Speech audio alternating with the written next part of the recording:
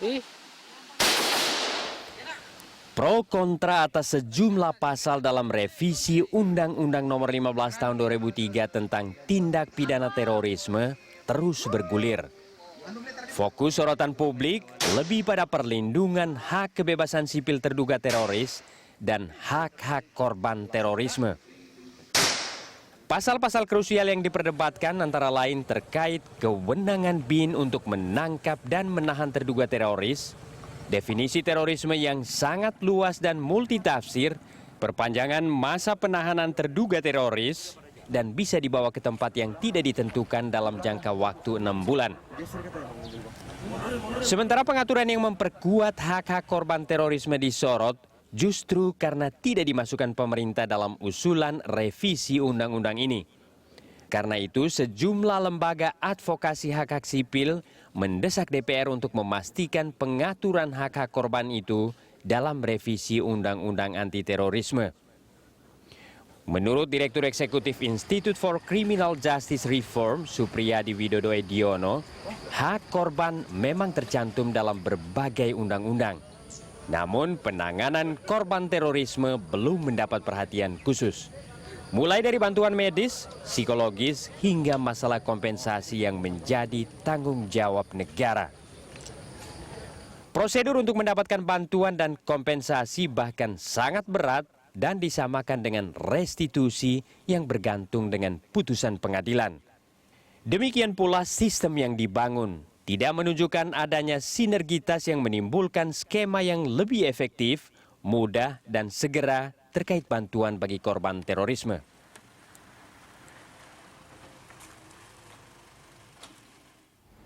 Pokok sorotan publik yang hendak disuarakan dalam revisi Undang-Undang Pemberantasan Tindak Pidana Terorisme pada dasarnya bermuara pada penegakan HAM, baik hak asasi terduga teroris maupun hak korban yang harus dijamin oleh negara. Lantas bagaimana hal itu diakomodir para wakil rakyat dalam pembahasan revisi undang-undang itu? Kita langsung berbincang dengan anggota Pansus Revisi Undang-Undang Pemberantasan Tindak Pidana Terorisme Sarifudin Suding yang sudah tersambung melalui sambungan telepon, dan kami juga akan terus mengundang Anda pemirsa untuk bergabung bersama kami dalam dialog pagi hari ini. Pak Sarifudin Suding. Iya. Selamat pagi, Pak. Ya, ini kalau kita bicara soal RUU penanganan anti tindak pidana terorisme ini sekarang baru dalam proses, baru sampai pembentukan pansusnya saja ya, Pak ya?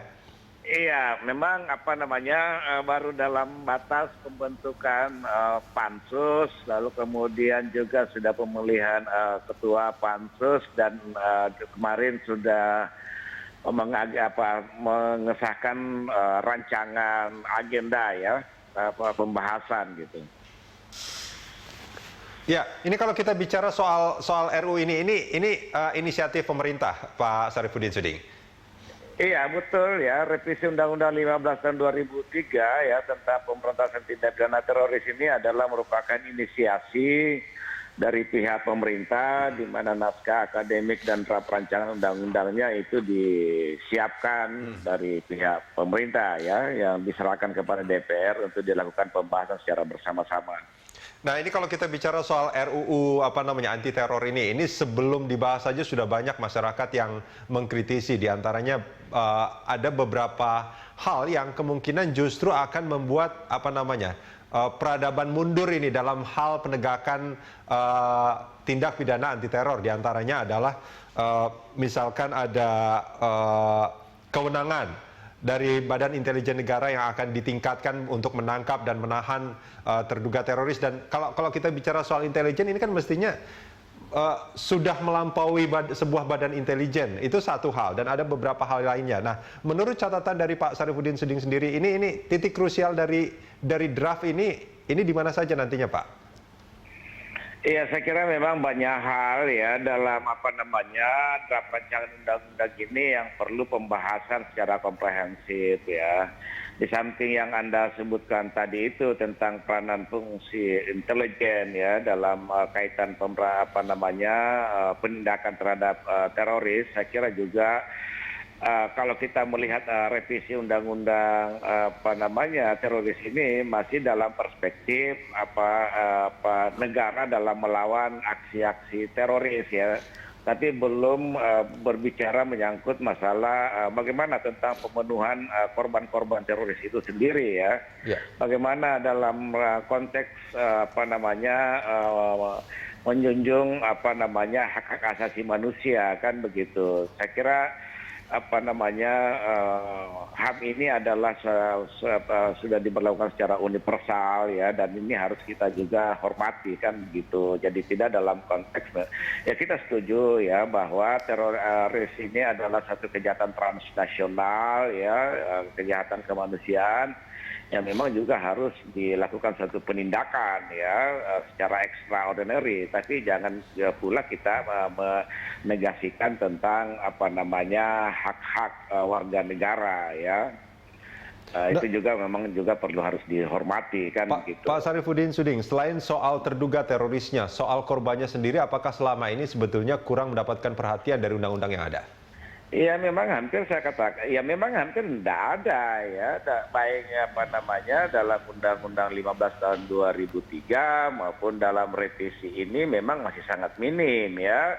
Bagaimana tentang korban-korban aksi kejahatan teroris ini dalam hal malah dilakukan rehabilitasi ya secara fisik ya, maupun mendapatkan ganti kerugian ya, artinya ketika dia cacat seumur hidup bagaimana tentang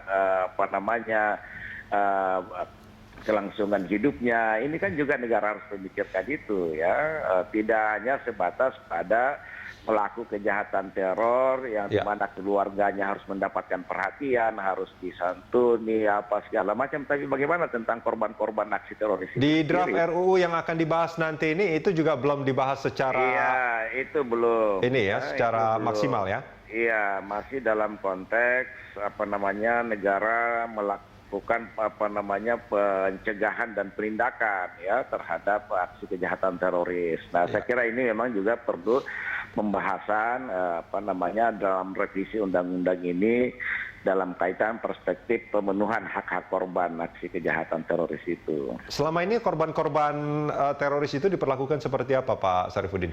Iya, masih dalam konteks parsial ya, artinya negara masih ketika ada korban lalu kemudian dibawa ke rumah sakit apa segala macam, lalu kemudian pemerintah masih dalam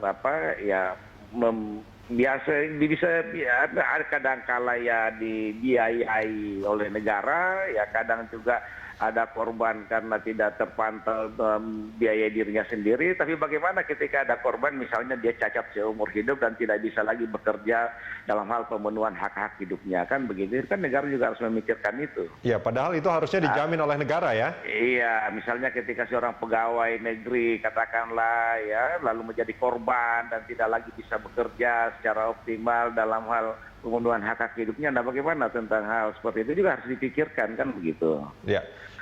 Pak Sarifudin, saya potong sedikit. Ini soal kewenangan-kewenangan yang akan diberikan kepada penegak hukum, termasuk juga Badan Intelijen Negara. Bahkan ada satu diantaranya, koreksi kalau saya salah, di draft itu juga ada kewenangan untuk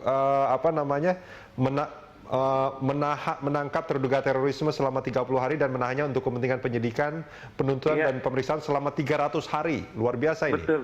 Betul. Itu hampir 1 tahun tuh 300 hari. Betul. Dalam itu dalam draft rancangan undang-undang itu memang masa melakukan proses penyelidikan apa segala macam itu memang sangat panjang ya, penyidikan dan sebagainya, diberikan kewenangan untuk itu. Dan kemudian juga ini ada terduga terorisme bisa dibawa ke suatu tempat yang tidak ditentukan dalam jangka waktu 6 bulan. Jadi selama 6 bulan ini orang ini akan hilang kan?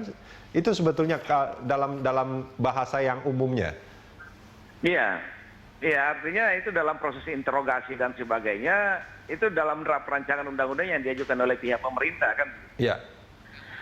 Ya. Itu kan baru draft ya yang diusulkan oleh pihak pemerintah dan akan dilakukan pembahasan bersama-sama dengan pihak DPR. Ya, saya kira memang harus ada pemahaman yang sama ya. Bagaimana ketika misalnya selama 6 bulan ini orang dibawa ke satu tempat yang tidak diketahui dan tidak ada katakanlah Kabarnya dengan pihak keluarga, penyampaian terhadap pihak keluarga ini kan juga memunculkan kegalauan ya terhadap keluarga, apakah hilang atau apa dan sebagainya. Nah, bagaimana tentang hak-hak yang bersangkutan? kalau menurut Pak Syarifudin Suding sendiri, hal-hal seperti itu apakah sudah melanggar hak asasi manusia? Nah, kalau kita mengacu kepada Declaration of Human Rights ya, lalu kemudian juga tentang Undang-Undang 39 ya tentang hak asasi manusia, ya saya kira memang ada beberapa hak yang juga harus diberikan perlindungan ya. Artinya hak seseorang berhak mendapatkan katakanlah informasi dari pihak keluarga juga harus disampaikan ya, pemenuhan tentang banyak, saya kira di dalam situ banyak sekali hak-hak yang hak-hak warga negara ya yang baik. dilindungi. Pak Syarifudin Suding, kita jeda sebentar, kita akan lanjutkan ini di segmen berikut.